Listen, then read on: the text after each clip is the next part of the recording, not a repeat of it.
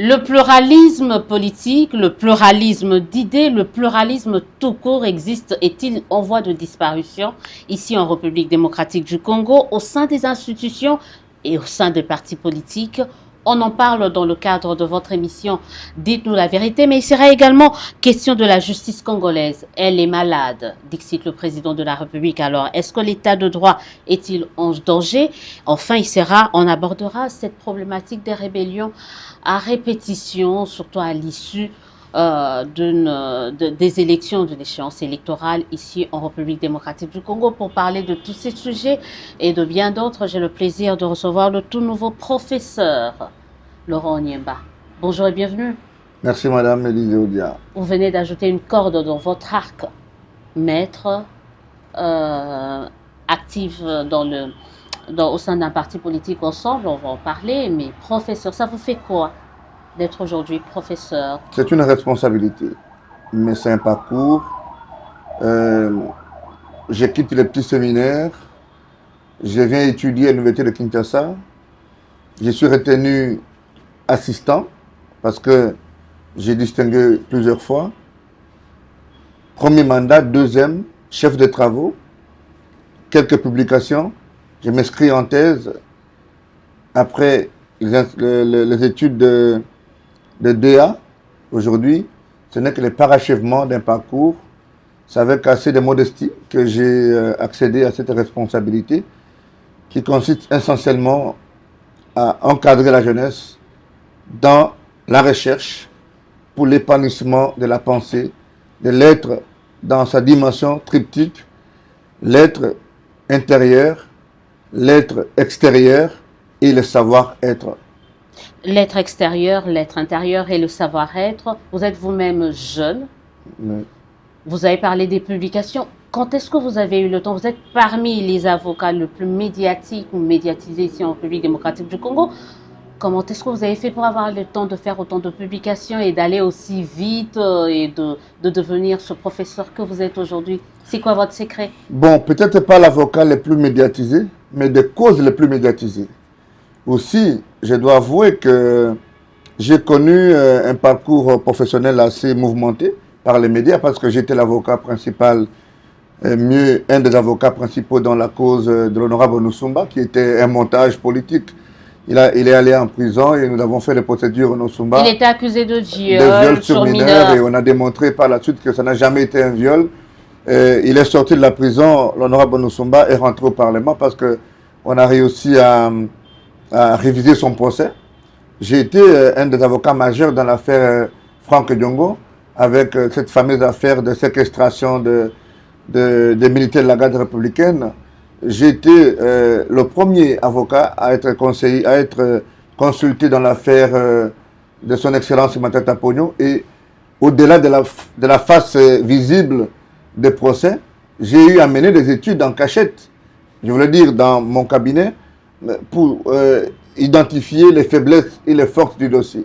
Et je suis arrivé à la conclusion que M. Matata, non seulement qu'il n'a pas pris un seul dollar, mais que M. Matata n'était pas justiciable au regard de l'écriture de notre constitution en droit positif congolais aujourd'hui. Et donc, 3 ans après, et c'est de là même que j'ai hérité le petit nom d'acquittateur congolais, parce que quand je rencontre Maître Antoine Veil, après l'arrêt de la Cour constitutionnelle à Paris, Antoine Veil, qui est le disciple comme moi de Dupond-Moretti, l'actuel ministre de la Justice en France, il m'a dit, mais alors, tu as réussi où beaucoup de gens allaient échouer dans cette affaire, je dois le dire, il y a eu plus de 7 cabinets d'avocats, des grands messieurs, qui relèvent d'une expertise avérée, mais qu'il était difficile que quelqu'un endosse la responsabilité de défendre Matata à ce moment-là.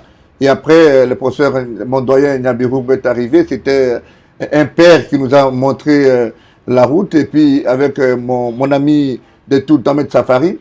Et donc, c'est des affaires médiatisées, et aujourd'hui, c'est l'affaire de, je termine par là, aujourd'hui c'est l'affaire de la famille d'honorable Chéribin Okende. Je suis dans l'affaire de l'honorable Salomon Kalonda qui est arrêté dans des conditions assez controversées. Maître Mikibaï, Jacques Ndala et tous les autres. On parlera surtout de Salomon Kalonda, mais également de Chérubin Okende, de Rose Mémoire, de reste. Mais pour le cas de Matata, vous mettez un peu la charrue devant le bœuf parce qu'il y a le procès En cours, on attend le 26 mars, si je ne me trompe pas. Donc, il ne faut pas crier victoire très rapidement. Je n'ai pas crié victoire, mais vous voyez un seul dossier.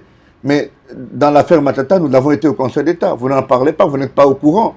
Dans l'affaire Matata, nous avons eu l'arrêt RP 001, et que les décisions de la Cour sont applicables et ne sont susceptibles d'aucun recours. Donc, tout ce qui s'est fait après rentre dans ce que le chef d'État appelle une justice malade. Et donc, moi, comme technicien et praticien, je m'arrête à constater que la Cour a déjà décliné son incompétence en disant que M. Matata, et ça je vous mets au défi de me produire un juriste ou une réflexion, excusez-moi, c'est très important, oui. Quelqu'un qui me démontre que M. Matata est aujourd'hui, du point de vue du droit pénal constitutionnel, ou même du droit constitutionnel pénal, que M. Matata est justiciable. Parce qu'ils vont être bloqués à deux niveaux. Dans cette procédure du droit constitutionnel pénal, c'est plutôt le Congrès qui est l'organe poursuivant. Et donc, M. Matata ne peut plus aller au Congrès. Parce qu'il est devenu un citoyen lambda ou un parlementaire qui n'est plus un Premier ministre. Deuxième considération, s'il est condamné, il doit être déchu. Alors, quelqu'un doit me prouver qui est le Matata qu'on doit déchoir. Si on répond à ces deux conditionnalités, au-delà de toutes les théorisations de ceux qui font le droit pénal classique, de cristallisation des compétences, de cristallisation de ceci, ils ne connaissent pas qu'il y a une frontière scientifique entre le droit pénal constitutionnel et le droit pénal classique. C'est cela la magie du droit. C'est ce qui est bien aussi avec le droit, avec la justice, c'est que vous aurez le temps de montrer tout cela devant la juridiction actuellement compétente. Et là, moi, je suis en tant que journaliste au niveau des faits.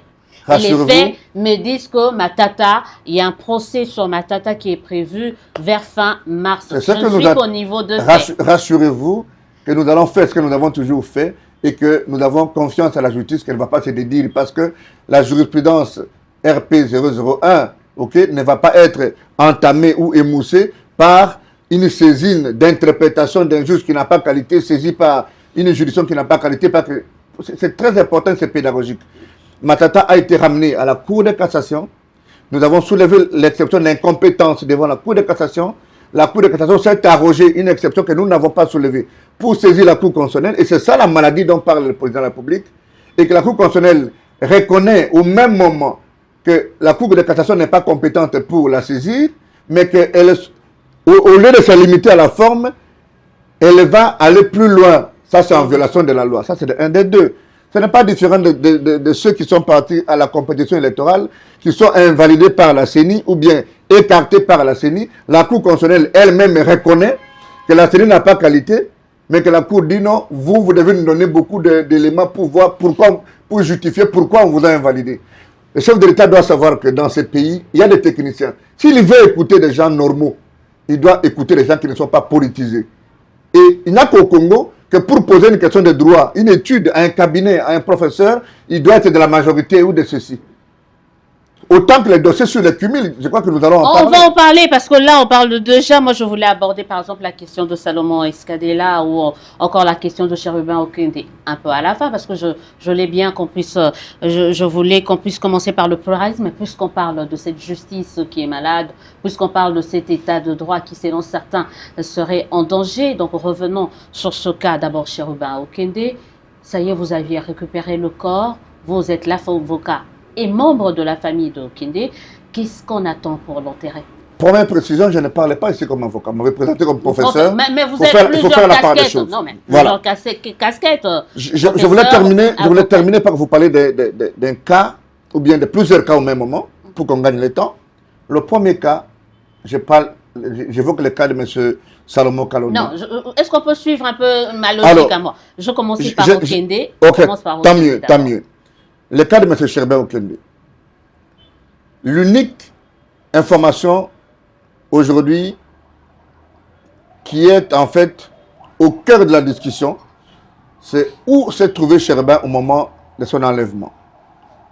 L'unique déposition qui nous est contradictoire, parce que nous n'avons pas encore réussi jusqu'à aujourd'hui, j'ai entendu que le parquet a convoqué la famille pour demain, et donc je suppose que le parquet va devoir... Pour ce vendredi, donc. Pour ce vendredi. Je suppose, non, pour ce jeudi. Je suppose que le parquet va devoir dire finalement à la famille qui a tué Chérubin, quand et pourquoi.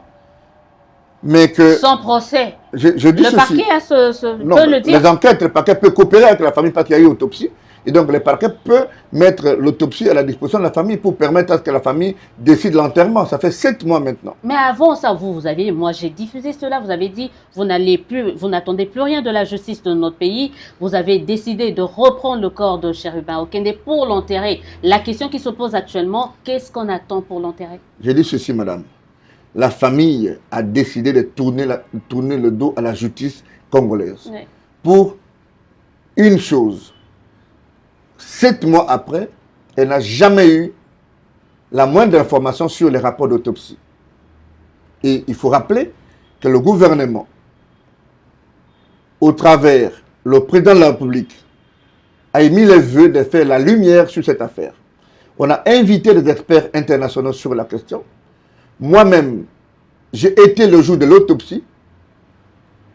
Quelle n'a pas été ou quelle n'est pas notre surprise de constater que 7 mois après, personne n'arrive à dire qu'est-ce qui est dans l'autopsie et quels sont en fait les indicateurs pour un procès. Ouais.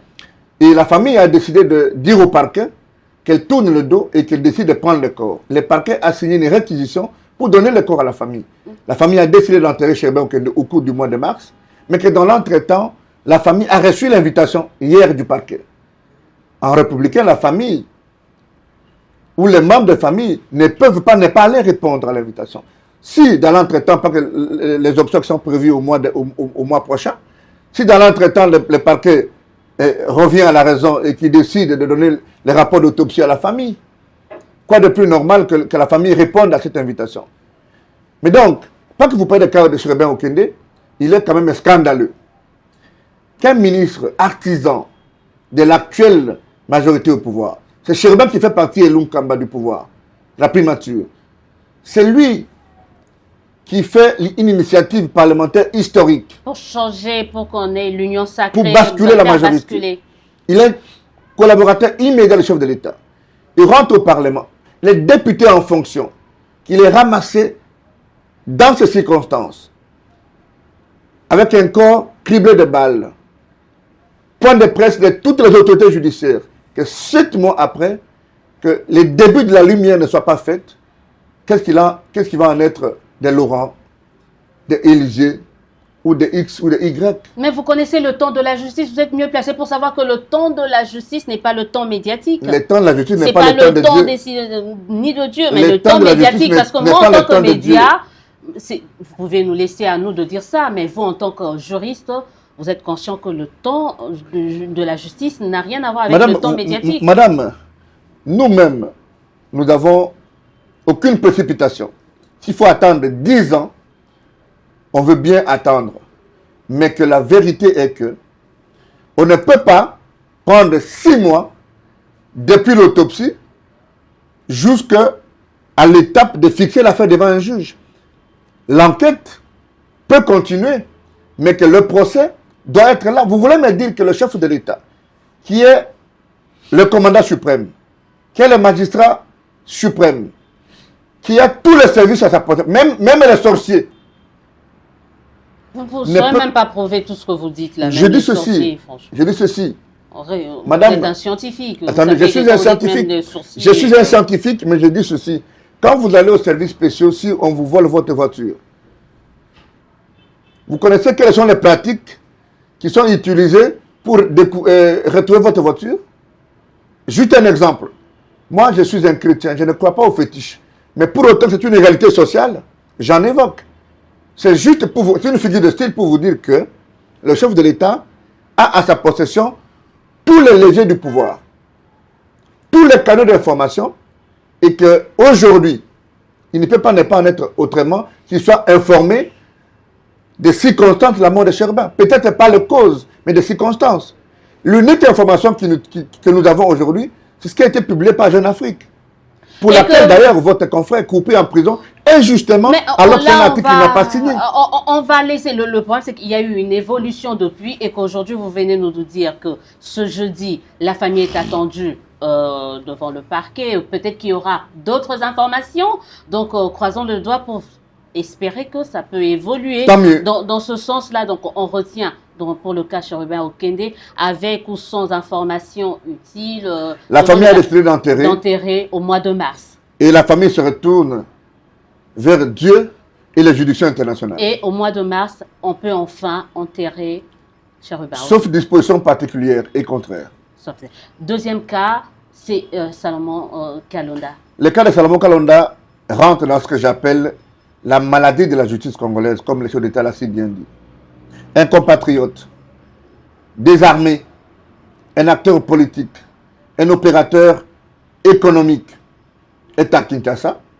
Il est accusé de détenir une arme. Il est appréhendé par la justice sur la zone internationale dans un aéroport.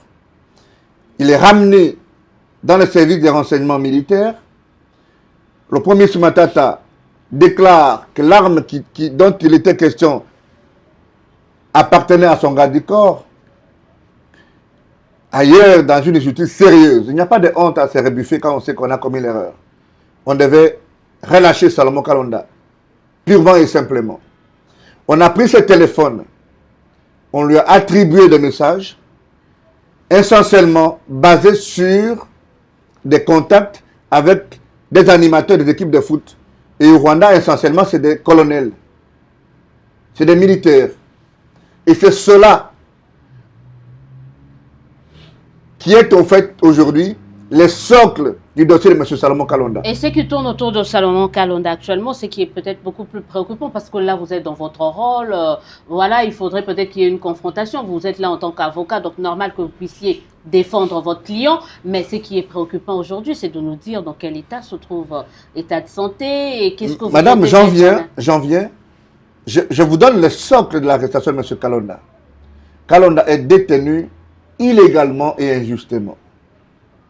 Parce que c'est pourquoi on l'a arrêté, a été dilué par la déclaration de M. Matata. Deuxième considération, même dans une approche humanitaire, M. Salomon Kalonda a été examiné par 30 médecins de notre pays.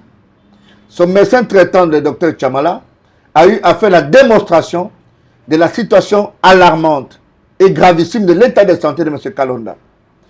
Les avocats de M. Kalonda ont introduit plus de 5 demandes de liberté provisoire. La juridiction militaire n'a jamais voulu analyser, je vous l'ai dit, pas refuser, mais analyser les rapports.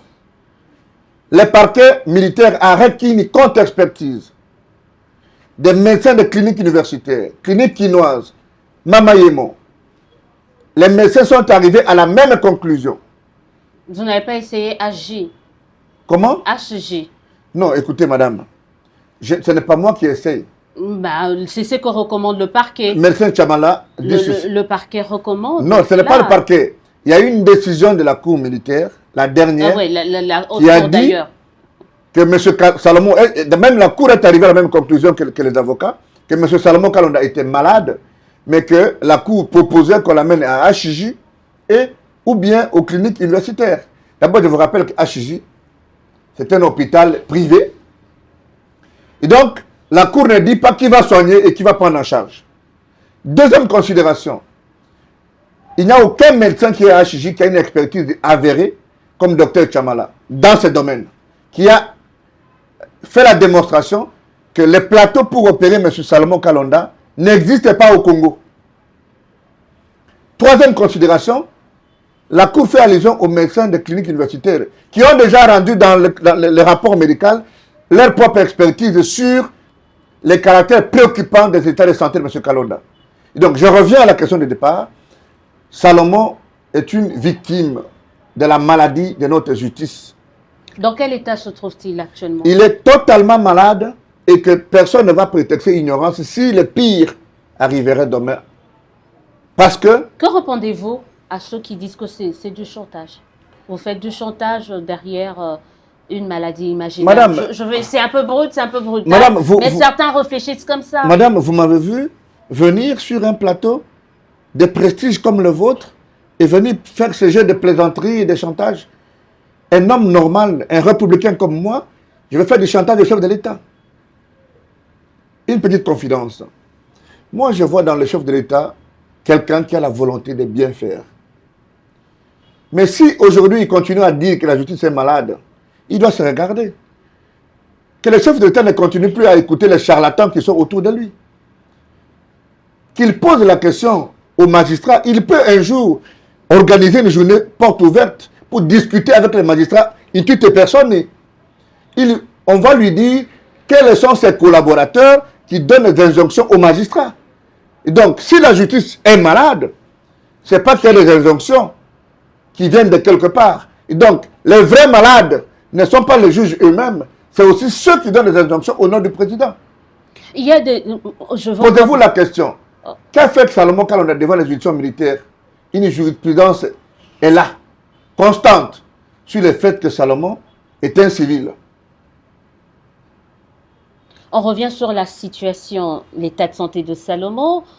Certains, en tout cas moi j'essaie de relayer, ça peut paraître comme une question encore brute, un peu brutale aussi. On dit mais pourquoi ces personnalités tombent malades une fois arrêtées, alors qu'on en a d'autres comme Jean-Marc Kaboundou qui est aussi arrêté, que ces avocats peuvent dire aussi qu'il est arrêté injustement, mais qui n'est jamais tombé malade. Ça c'est un cas parmi tant d'autres. Il y a Mike Mukebai, on n'a jamais entendu qui serait malade.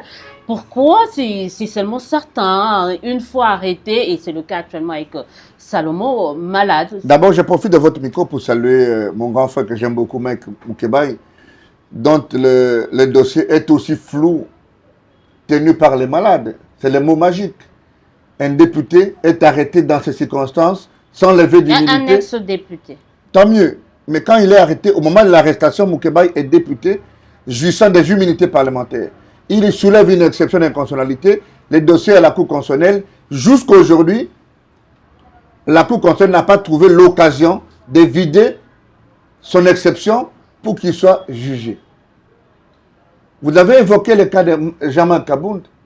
Vous avez-vous fait l'examen de tous les cas de gens qui sont malades à Makala? Et vous voulez au même moment... Non, vous voulez au même... quelques exemples. Tant mieux. On parle de prisonniers emblématiques. Nous ne sommes pas des co-débatteurs. Vous posez des questions, je réponds. Oui, juste une précision. Au même moment que vous me demandez d'être devin, donc, savoir pourquoi une certaine catégorie de prisonniers tombent malades, comme quoi c'est moi qui ai le bulletin de santé, ou bien c'est moi qui fais l'inspection de tous les dossiers sanitaires, de tous ceux qui sont je reprends ma question, détenus et des potentiels détenus. Je reprends ma question, peut-être vous ne l'avez pas bien compris. Je dis, vous comprenez ceux qui disent que pourquoi c'est une catégorie des personnes qui tombent malades, madame. La rue, mais c'est une question de la rue. Comme dans la non, rue. Mais alors... je ne peux pas répondre comme la rue parce que vous m'avez présenté comme docteur. Mettez-y vous m'avez présenté comme professeur. Mettez-y votre intelligence pour la faire sortir de la rue. Madame, dans une société et dans des pays civilisés,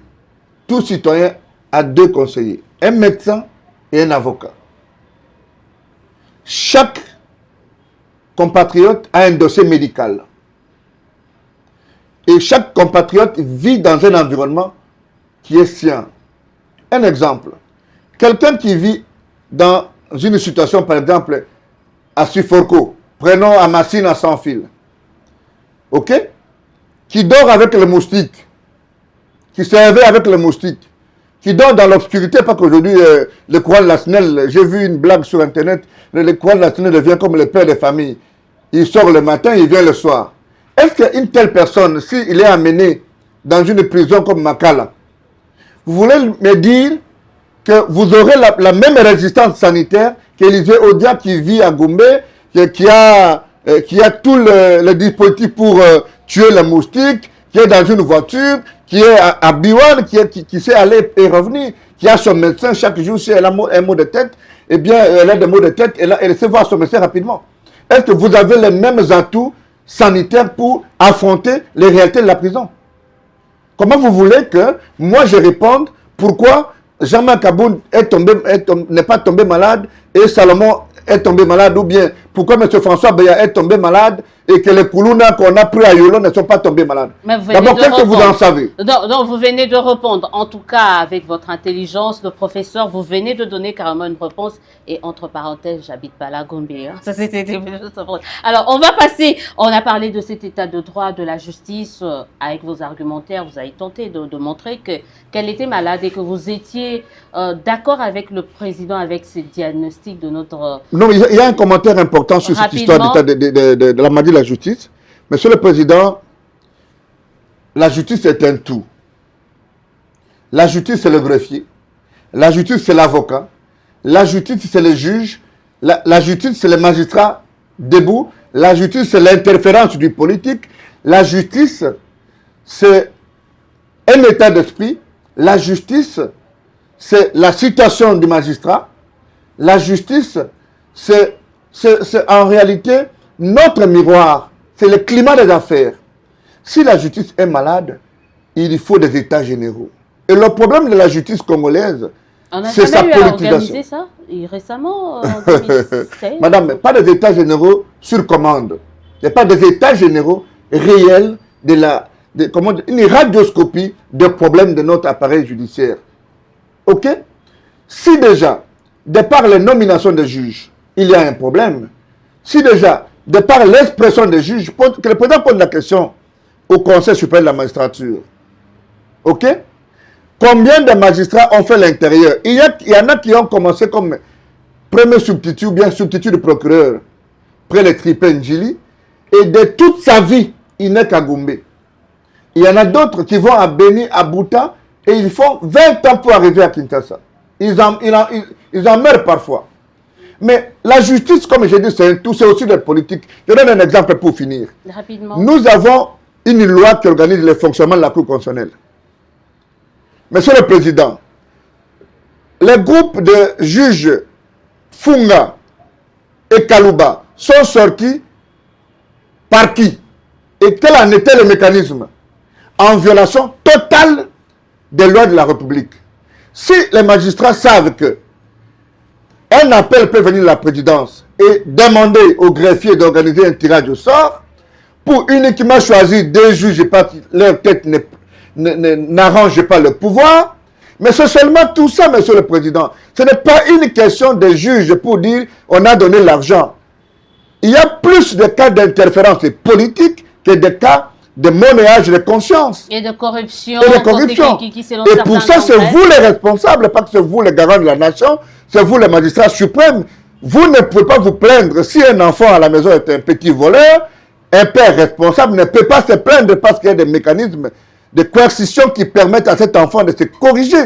Et donc, j'ai peur de prolonger ma réflexion pour qu'on ne dise pas que j'ai mal parlé du président. Monsieur le Président, vous pouvez poser la question. Hein, si c'était mal, voilà. Je vous aurais interrompu. Je crois que c'est une interpellation, c'est un cri de cœur. Et je crois que vous reflétez, les gens peuvent juger, ou pas être d'accord avec vous, mais c'est en tout cas votre point de vue que vous donnez en toute responsabilité.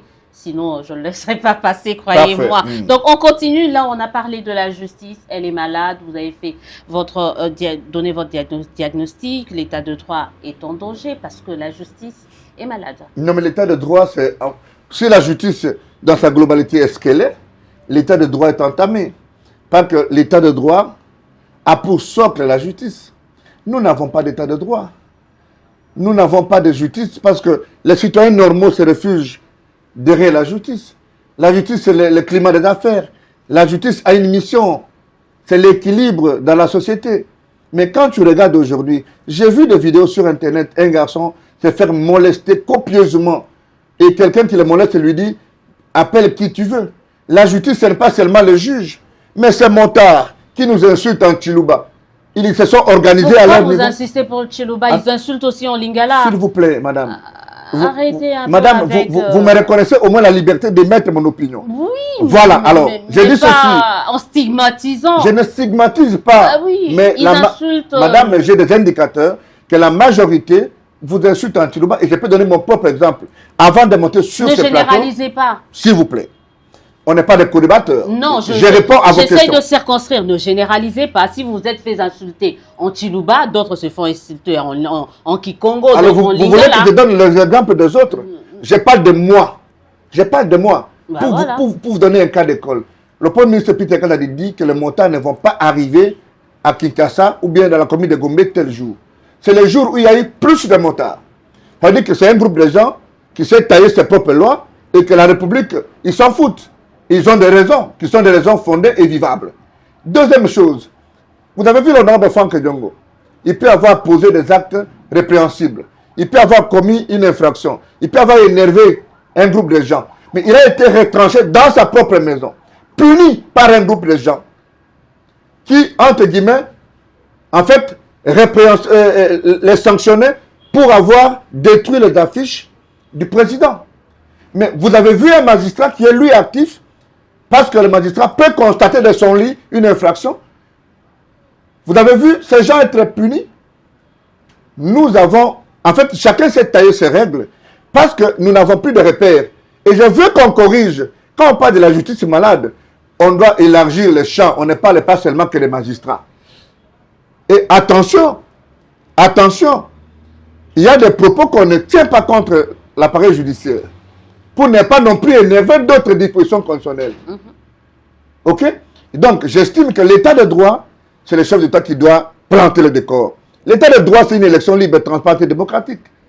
Comment vous pouvez considérer que dans un pays, vous connaissez un seul pays au monde où vous allez à une compétition électorale et les individus ont des machines chez eux?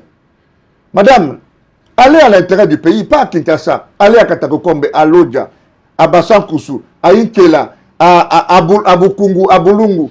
Mais tous ceux qui sont aux affaires n'organisent pas les élections, ils organisent une tricherie à partir de leur propre maison, parce que c'est eux qui nomment les animateurs de la CENI, c'est eux qui nomment les administrateurs des territoires, c'est eux qui nomment les bourgmestres. Le Congo est un problème qu'il faut scanner dans sa globalité. Aller dans une option esselée et isolée pour quoi résoudre la question congolaise, c'est se construire une utopie, je voulais dire une sous-plate transcendante. En fait, qui n'obéit à aucune dialectique. Vous avez parlé tout à l'heure de la CENI, parce que là, vous êtes en train un peu de m'embarquer dans d'autres thématiques. Nous pouvons rentrer. On peut rentrer dans la CENI quand vous dites il y a eu, mais c'est une première fois qu'on assiste on a vu, en tout cas, un échantillon de ceux qui ont utilisé la machine, qui ont été accusés de fraude, de méfaits, d'abus, être sanctionnés par la CENI. C'est une première, il faudrait reconnaître. Nous parlons de l'état de droit. Oui. Je dénonce d'un côté le fait que les gens détenaient des machines, mais au même moment, je dénonce le fait que dans un état de droit, et je vous ai amené autant de livres, plusieurs thèses, et pour que vous puissiez savoir que l'état de droit, c'est la soumission de tous à la loi. La CENI n'en a pas qualité, madame. La CENI, elle organise. Non, elle a ce pouvoir d'organiser les élections. Je vous donne la loi électorale. Donnez-moi une seule disposition. Si vous me la donnez, ok, je vais vous remettre une copie de ma thèse. Donnez-moi une seule disposition de la loi électorale qui donne le pouvoir à la CENI, ok, de supprimer de la compétition électorale un compatriote parce que, entre guillemets, on a trouvé une machine chez lui.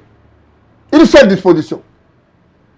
Parce qu'en réalité, la CENI viole plusieurs droits garantis. Et je vais énumérer ici, juste en termes d'échantillon, un seul élément, les principes du contradictoire. Et je vous pose la question. Quand on pose la question à la CENI, vous avez invalidé ces gens ou bien vous les avez supprimés de la compétition sur base de quel acte? La régularité de écoute, madame, les gens... On parle d'une élection régulière. Je vais vous faire rire. Du moment où il y a fraude, je vais vous faire rire. Elle est plus régulière. Les gens paient le minéral pour ça. Vous avez l'occasion d'écouter ça en face. Écoutez. Vous savez que seuls les décisions de la CENI, du président de la CENI sont en fait justiciables devant le Conseil d'État. La CENI invalide un groupe de compatriotes sous base d'un communiqué qui fait allusion à un procès verbal en droit. Quelle est la valeur juridique de ce procès verbal? Quelle est la valeur juridique de ce communiqué? Pour preuve, vous allez au Conseil d'État, le Conseil d'État vous dit je suis incompétent. Vous allez à la Cour constitutionnelle reconnaît que la CENI n'a pas qualité pour vous invalider. Mais au même moment, vous devez me donner beaucoup plus d'éléments. C'est un déni de justice. C'est ça l'état de droit. L'intelligence, madame, ce n'est pas la capacité à s'octroyer des dispositions pour assouvir, pour résoudre ses propres problématiques. C'est la qualité de celui qui sait trouver des solutions pour l'équilibre social. Et ici, la CENI s'est trompée. Et donc, je parlais de la régularité assurée. Quand il y a irrégularité, la CENI est en droit de remettre cela. C'est comme quelqu'un qui vote à un bulletin blanc. C'est ça la régularité qui implique. La loi dit ceci. La régularité, quand il y a fraude, quand il y a une machine vous êtes une journaliste, je pose la question. Vous êtes une journaliste très intéressante. Il y a une irrégularité. Mais je peux vous dire que je comprends. Je comprends vos limites de journaliste et de droit. Mais on est en train de débattre, c'est pas une question entre de limite la CENI, ou pas limite. Écoutez, entre la CENI, quand il y a irrégularité, chaque irrégularité, ok, est rattachée à une disposition qui est violée. Quand une disposition est violée, il y a un juge qui est compétent, qui a le pouvoir de sanctionner. La CENI n'a aucune disposition qui donne le pouvoir d'organiser et de sanctionner. Ok, madame? Au même moment que je réitère... Il assure la régularité, c'est là où j'insiste. Il organise, assure la régularité. Madame, j'ai peur que vous puissiez non, finir comme un ministre. Non, mais expliquez-moi, non, mais c'est pas un problème. Moi, je dis, expliquez-nous. Non, je vous dis ceci. La CENI ne fait pas qu'organiser. C'est le pouvoir organisateur. Ouais. À chaque fois qu'une disposition qui rentre dans le cadre de l'organisation est violée, la loi rattache tout comportement à un juge. C'est comme ça que vous avez vu qu'il y a le contentieux des candidatures. Ça signifie que si la CENI constate que parmi les conditions pour être candidat, vous ne les avez pas remplies, elle peut vous mettre de côté et vous pouvez aller devant le juge pour revendiquer que j'ai tout mon dossier. C'est le juge qui sanctionne. Quand on en arrive à une élection, la CENI proclame ceux qu'elle estime être élus. Même avec les machines à voter.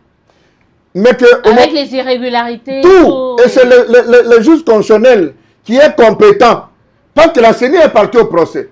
À chaque fois qu'il y a un conflit, on pose la question à la CENI et la CENI peut dire non, pour ce cas, selon nos rapports, telle personne a eu à détenir des machines. Et donc nous voulons que vous puissiez l'invalider en faveur de tel. Kadima est un monstre. Kadima a créé un monstre pour ce pays. C'est l'élection la plus, je voulais dire, la plus honteuse de l'histoire de la démocratie au monde. C'est pas parce que vous avez échoué que vous avez calculé. Je n'ai pas échoué. On échoue que quand on est allé à la compétition électorale, bah madame. Oui, mais vous étiez candidat. C'est pas parce que vous avez échoué que c'est devenu une élection monstrueuse non plus. Madame, moi je suis... Soyez bon perdant. Non, écoutez. Soyez bon perdant. D'abord, pour la petite histoire, vous savez que dans ces pays, il date peut-être de 10 ans qu'il n'y a pas d'élection. On a nommé les gens de haut en bas en 2018, on continue à les nommer. Et donc, si ce pouvoir aura des trous d'air dans son histoire, c'est le fait qu'on a beaucoup plus tenu l'accord de la légalité que l'accord de la légitimité. On parle de ces gens qui ont été sanctionnés, invalidés par la CENI. Doivent-ils postuler ou concourir encore pour les sénatoriales ou pour le gouvernement? D'abord, ils ont été invalidés. Est-ce qu'ils peuvent encore... Ils ont été invalidés par quelqu'un qui n'a pas une institution qui n'a pas... La Cour constitutionnelle, il y a un arrêt de la Cour constitutionnelle qui acquiesce, qui valide en tout cas l'invalidation. Non, mais... De la CENI, qu'on le veuille ou pas, il y a un arrêt. Vous réfléchissez autrement. Bon, voilà ce que je veux dire. Non, ben voilà, il y a pas mal de personnes qui réfléchissent comme moi aussi, donc d'où ces questions. Mais c'est ça la différence. Est-ce qu'il y a possibilité pour ce genre... C'est ça la différence dans une... Est-ce qu'il y a une possibilité pour des personnes qui ont été Vous parlez plus que moi, madame. Je pose une question, laissez-moi juste le temps de terminer. Oui. Est-ce qu'il y a possibilité pour ces gens qui ont été invalidés pour fraude, pour avoir détenu de machines à voler, pour qu'ils puissent compétir à un autre scrutin, par exemple les sénatoriales ou au gouvernorat? 3 considérations. La première, il faut changer le verbe. Le verbe invalider est un verbe qui s'opère ou qui s'exerce dans un champ juridique bien déterminé. La CENI n'a pas qualité pour invalider. La CENI a eu à, comme on peut dire en lingala facile, à monéraki groupe Moroboy. On a même entendu qu'il y a plusieurs listes. On se pose la question, où sont ces listes? Et au nom de quel principe le premier lot de 82 était publié et pas les autres? Il y a un arrêt. Deuxième chose, attendez. Deuxième chose, on a même posé la question, quand Maman Nangongo a été récupéré, alors que son nom était, la CENI dit, non, il y a eu un recours. Maintenant, je pose la question à la CENI et aux juristes, entre guillemets, normaux, qui sont à la CENI. Quelle est la valeur juridique de votre institution? Parce que vous avez finalement commencé même à recevoir des recours, à les traiter et à réintégrer. Et vous savez, il y a même des circonscriptions de 2 élus, on en a proclamé 3. Ça, c'est au Congo. Troisième considération. Troisième considération, il n'y a aucune loi qui interdit aux gens qui sont victimes par une institution qui n'a pas qualité, qui est un monstre comme la CENI, à aller à la compétition à d'autres étapes. Je signale qu'il y a eu la CENI, mais il y a eu l'arrêt. Non, mais je dis ceci, madame. L'arrêt ne remet pas en cause la décision de la CENI. Madame, vous parlez à un technicien, oui, un spécialiste sur le contentieux des actes. Oui. Vous connaissez une disposition, vous connaissez un arrêt, donnez-moi la référence d'un arrêt, ok, où il y a eu la CENI, des personnes, comment dirais-je, écartées injustement autour du débat sur la valeur des voix qu'ils ont obtenues. La Cour s'est limitée à dire qu'elle est incompétente, ok, qu'elle est incompétente de siéger. Elle recevait parfois certaines requêtes, mais les déclarait non fondées parce que pour elle, ces gens devaient détenir plus de preuves pour démontrer que les ont été invalidés injustement par la CENI. Et qu'est-ce que cela insinue? En tout cas, on ne rétablit pas ces gens-là. La justice est malade. La justice est malade. Justice est malade. On va continuer dans cette optique. La justice est malade. Alors moi, je vais prendre, on va bientôt terminer. Je veux prendre ça, je me permets. Ça pèse. Ça pèse. Les partis politiques et la construction d'un état de droit constitutionnel en République démocratique du Congo, c'est le sujet de la thèse du professeur. Ça pèse, c'est 500 pages. Et ça nous permet de parler, je pourrais plus le tenir, donc ça nous permet de parler du pluralisme ici en République démocratique du Congo. Alors on commence par où? On commence par votre parti. Ça existe le pluralisme Ensemble pour la République? Bon, Ensemble, oui, c'est un parti, c'est le meilleur parti au Congo aujourd'hui, avec un programme qui a la vocation justement de changer les paradigmes. Pas les narratifs qui ressemblent à une chanson d'oiseau, comme c'est dans le jargon journalistique congolais, mais changer des paradigmes, proposer une alternative crédible dans la gouvernance de l'État, du point de vue économique, du point de vue social, du point de vue de la gouvernance politique, du point de vue de la justice distributive, du point de vue de la diplomatie agissante. Ensemble a un projet qui, en fait, aujourd'hui, rencontre les préoccupations, j'aurais dit, réelles et vivantes de notre société. Vous pouvez dire tout ce que vous voulez, bien entendu, avec respect, peut-être avec moderne. Est-ce que vous pouvez dire tout ce que vous pensez au sein d'Ensemble? Vous avez cette liberté-là. Mais j'ai la liberté. J'ai la liberté. Mais ce n'est pas toujours consommé par les communs des mortels. Vous savez que quand le président Moïse Katumbi est déclaré candidat à Lubumbashi, moi j'ai dit que j'en avais les atouts d'être candidat. Et aujourd'hui, je profite de votre micro pour dire que si demain, une option est levée, que nous devons aller à la compétition au niveau de porte-parole de l'opposition, si le président Moïse Katumbi n'y va pas, et donc je me propose à être candidat porte-parole de l'opposition. Parce que j'estime que l'opposition est aujourd'hui obsolète. J'estime qu'il y a une sorte de ménopause en termes de propositions pour aller à l'assaut des Congolais, aller à l'assaut d'un programme et de bousculer les lignes, parce que l'opposition doit exceller dans les contre-propositions et que je constate visiblement que non seulement que l'opposition est divisée, mais qu'il y a une sorte de ménopause en termes d'idées pour affronter cette mauvaise gouvernance qui est en face de nous. Et donc, je me propose d'être demain porte-parole de l'opposition si le président Moïse Katumbi n'y va pas. Le mardi dernier, il y a un groupe des députés d'Ensemble pour la République dénonçait quand même un acharnement de l'Union sacrée qui veut grouper quelques sièges d'Ensemble qui déjà, Ensemble, c'est-à-dire Avançons et d'autres partis. Et ils ont carrément dit qu'on va vers une assemblée nationale monocolore. Bon, écoutez, madame. D'abord, vous avez évoqué le cas de ma thèse. Oui. J'en reviens pour poser quelques 2-3 éléments. Je suis parti d'un constat. Que le Congo est en fait tout sauf un État. Pour moi, le Congo est un territoire à la recherche d'un État. Je ne suis pas le premier à le dire. Jacques Joly a eu à théoriser là-dessus. Mais qu'aujourd'hui, à la différence de Jacques Joly, du professeur Jacques Joly et de moi, c'est que j'ai fait une sorte de radioscopie des partis politiques. Et il se dégage un constat. Le dysfonctionnement qui existe aujourd'hui dans notre État, dans nos institutions, okay, est en fait le prolongement du dysfonctionnement qu'il y a dans les partis politiques. On a beau enseigner les droits constitutionnels institutionnels, les droits constitutionnels des libertés publiques, mais que si nous voulons avoir des institutions fortes, avec des personnes, des valeurs, qui donnent une boussole pour le développement de notre pays, nous devons commencer par travailler les partis politiques. Vous vous imaginez que nous sommes dans ces pays avec des partis politiques comme celui de Steve Mbikaï. Je prends la responsabilité. C'est méchant, vous n'avez pas... Non, attendez, quoi? Je suis dans une approche scientifique. Je donne les partis politiques... Vous le dites avec un certain dédain que j'ai... Non, attention, c'est un grand fait que je respecte. Oui, voilà. Je dis ceci, nous avons, c'est les noms qui m'est venu en tête, nous avons les partis politiques de mon ami et frère Constant Moutamba, Steve Mbikaï, je voulais dire Kokonyambi, Bitakwira, le parti de Moïse Katumbi, le parti de Jacques Joly. Alors, quand vous fouinez, vous posez la question, vous trouvez la majorité sont des sociodémocrates. Alors, vous posez la question, pourquoi, un peu comme l'UDPS et le PPRD, sont des partis sociodémocrates, mais que vous voulez savoir si le problème est au niveau de la perception que vous avez de la société, pourquoi vous êtes l'un dans l'opposition, l'un au pouvoir. Pour ne pas abuser de votre temps, Après une radioscopie des partis politiques, la première maladie des partis politiques au Congo, c'est la prolifération des partis boutiques, des partis mallettes, ce que j'appelle des partis alibis, des partis fantômes. Et donc, au terme de cette réflexion, je suis arrivé à démontrer que nous devons quitter le multipartisme pervers au profit du multipartisme rationalisé. À l'origine, les partis politiques venaient de la gauche et de la droite. Et parce que le droit constitutionnel institutionnel a montré ses limites, je propose aujourd'hui un droit constitutionnel, en fait, qui est une contribution au droit constitutionnel des partis politiques, qui dépasse le droit constitutionnel institutionnel et le droit constitutionnel des libertés publiques.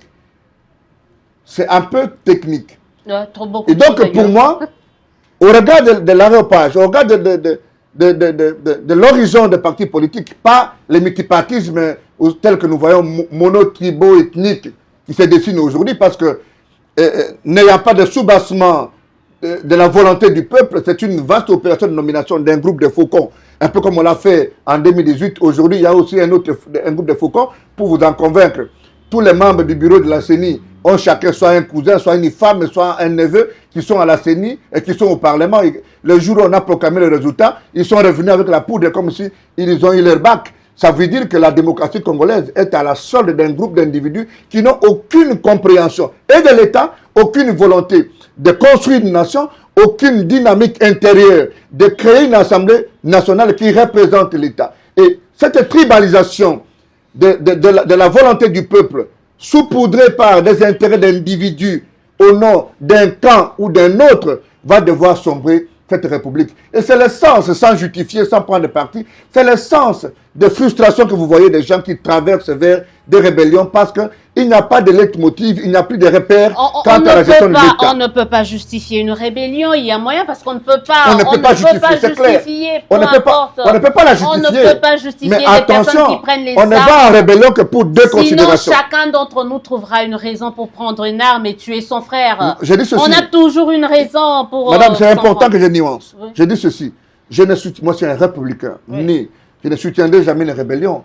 Mais je dis ceci. Face à l'oppression, face à la frustration qui, en fait, a pour socle les institutions ou bien des hommes forts qui gouvernent les institutions, la réponse, on ne sait d'où elle vient. Et aujourd'hui, pour finir, Mouzé Kabila, quand il commence sa rébellion, ça a pris la forme d'une rébellion, d'un maquis, non? À Kinshasa, il est arrivé, il s'est présenté comme libérateur. Et donc, c'est une question nomenclaturale, une question d'évolution temporelle ou spatio-temporelle, c'est une question d'appréhension politique et il faut toujours parler dans les extrêmes. Et j'ai dit que moi, Onimba, je ne conseille pas, mais attention, nous devons nous regarder en face pour éviter les frustrations parce que c'est pendant que nous sommes, comme aujourd'hui, agressés, que nous devons construire notre nous identitaire en vue d'aborder la vérité en face. Rapidement, Laurent Onyemba, si tout le monde, sur base de ses frustrations, prenait une arme, il n'existerait plus personne. Parce que nous avons tous nos frustrations. Je peux et vous répondre. C'est pas pour autant qu'on prend une arme. Une frustration. Vous avez tous, tu n'as pas réussi, tu n'as pas gagné. Vous n'avez pas, je me permets, vous n'avez pas gagné les élections. Vous pouvez me tutoyer, il n'y a pas de problème. Vous n'avez pas gagné les élections, c'est pas pour autant que vous allez prendre une arme. Madame, vous n'avez pas obtenu. Je vais vous donner une minute. Une minute, je vous donne un exemple d'une frustration. Nous sommes dans un pays, ok? Aujourd'hui, les estimations sont autour de 139 millions de Congolais. Ok? La loi électorale est en fait présentée comme une sorte de machine qui nous permet l'équilibre social tant soit peu. On demande dans la loi électorale originale ou originelle qu'on ne puisse pas avoir pour suppléant cousin, neveu, femme, enfant. On a élagué.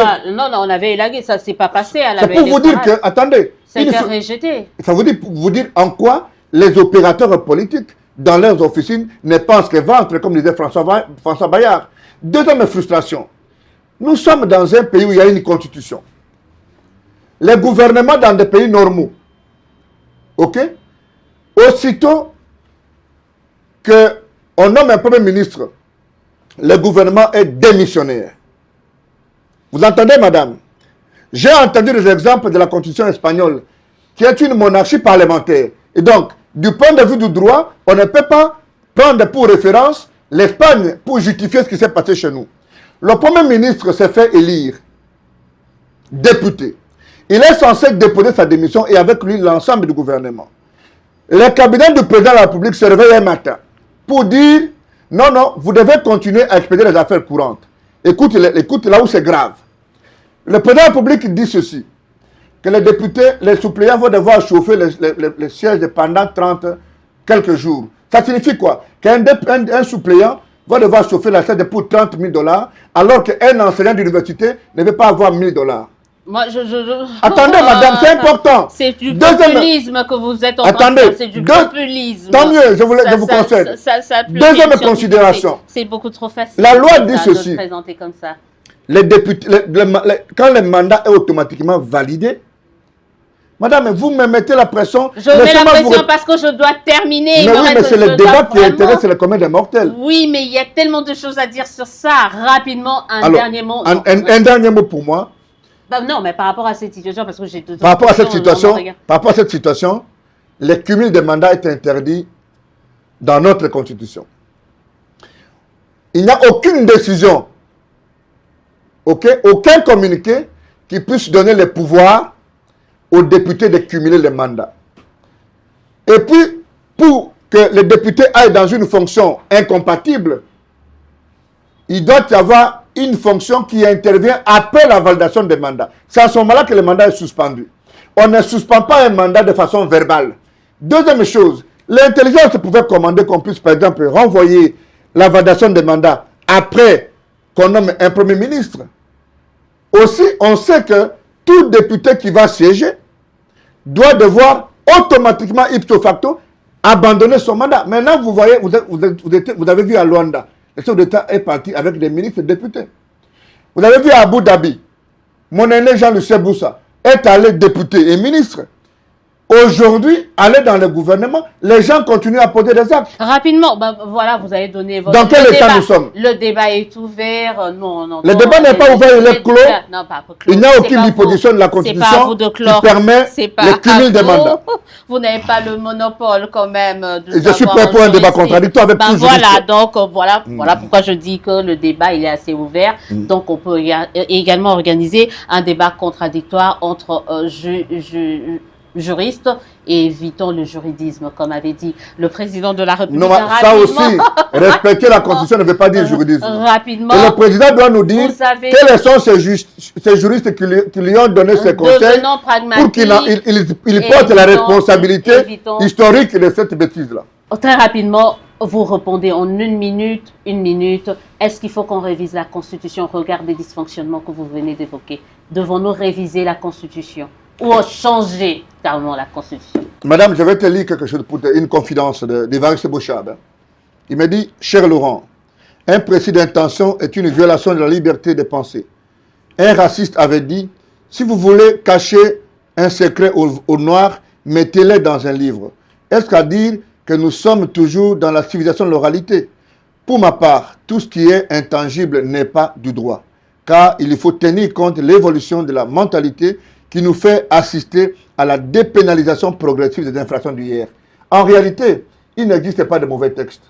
Le problème, c'est que les textes sont touchés pendant un temps suspect. OK? Donc, si on commence la révision au début de mandat... Toute constitution est révisable, par principe, sauf les dispositions intangibles. Mais elle aussi subit ce qu'on appelle un double déverrouillage. Ça signifie qu'on peut déverrouiller une disposition intangible pour renforcer des matières en vue. Par exemple, aujourd'hui, si nous voulons ériger les journalistes qui font la différence dans leur secteur en des personnalités historiques, on peut déverrouiller l'article 220 et renforcer.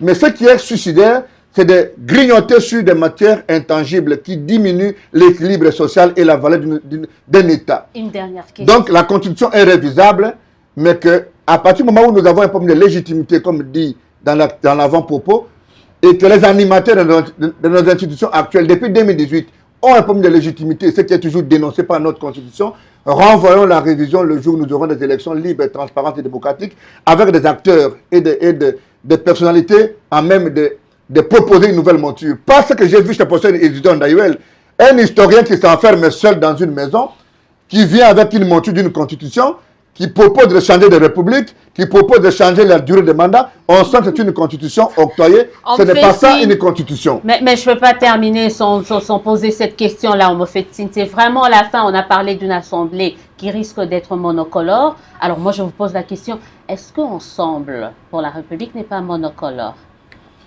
Je ne sais pas, Ensemble n'est pas monocolore.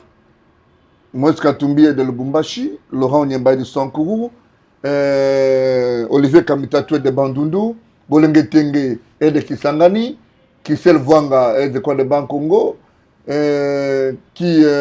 Madame Inagosi et plutôt Munungo Namizi est de Sandoa. Encore nous sommes monocolores. Donc vous représentez la République, vous pensez? La République est représentée. C'est pas un parti tribal. Sauf si vous avez des preuves contraires. Je vais vous faire la démonstration. En tout cas, je vous remercie. Nous avons beaucoup de soucis. Par exemple, pour ce qui concernait la question des élections, nous avons des revendications et elles seront toujours là. Mais je pense que dans l'avenir, nous allons devoir, comme le président Katumbi a annoncé les États généraux en juin, parce que pour moi, par exemple, tous les Sankourou, il n'y a aucun candidat d'Ensemble qui a reçu, en dehors peut-être de moi-même, qui a reçu $1 pour la campagne. Et donc, c'est des questions que nous allons devoir évoquer aux États généraux de notre parti politique. Pour certains, l'absence de Salomon a pesé dans Ensemble. Salomon est une machine qui aidait à l'équilibre et donc son absence transparaît. Et donc, au Sankourou, il ne faut pas oublier, par exemple, pour ce qui nous concerne, que l'honorable Christophe Lutundula est parti, l'honorable Cheba Okende a été assassiné. Et donc, certains compatriotes me posaient la question, même en venant avant l'émission, me disaient, mais qu'est-ce que vous faites par là? J'ai dit, non, nous sommes un parti de tout le monde. Mais le débat, ce n'est pas ici, nous allons l'engager. Mais aussi, il faut dire, vous y êtes pris en retard pour la campagne. Hein. Vous êtes allé juste pour... Vous êtes très proche de l'UDPS, je sais. Est-ce que vous pensez que l'UDPS était un peu en avance? Je suis journaliste. Je suis proche d'aucun parti politique. Non, mais là, il n'y a plus de journalistes libres. Tout le monde mais est ça, un peu c'est proche. selon vous. Je vous le concède, mais c'est à vous. Nous, on reste journalistes. C'est un peu, on risque de dire autant des professeurs. Nous, arrêtez. Qui était en avance? On risque d'en dire autant des professeurs. En tout cas, je vous remercie d'avoir participé à cette émission. Et je crois qu'on en sort, moi, personnellement, on en sort moins bête. On a appris tellement des choses. Vous, en tant que professeur, en tant qu'avocat, en tant que cadre d'un parti politique de l'opposition, on se dit au revoir. Madame, je suis très très content que vous soyez ici pour cette émission. Vous êtes une valeur sûre de la presse et rassurez-vous que je me suis senti à l'aise parce que ce n'est pas une sorte de monologue. Vous relancez et vous amenez une contradiction. Ça aide les téléspectateurs à comprendre légèrement le poids de ce qui est dit, mais surtout à l'inviter de se déchaîner. Et j'aime ce débat, ce côté contradictoire. C'est la pratique du palais. C'est ça aussi le pluralisme dont on a voulu écouter tous les sons de cloche, parler de tout avec modération, avec responsabilité. Merci aux téléspectateurs qui sont de plus en plus nombreux à nous suivre. On se dit au revoir.